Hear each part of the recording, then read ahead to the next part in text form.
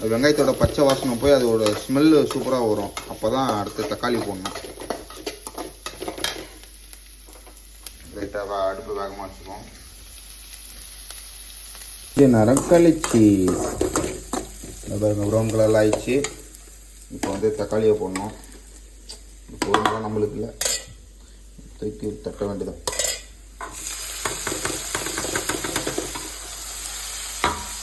தக்காளி போட்டாச்சு. டிப்ஸ் ஒன்று சொல்கிறேன். உப்பு இந்தமாரி தக்காளி போட்டிங்கன்னா சீக்கிரம் வேகிறதுக்கு வந்து அப்படியே கொஞ்சம் லைட்டாக உப்பு போட்டிங்கன்னு வச்சுக்கோங்க, சீக்கிரமாக வந்துடும்.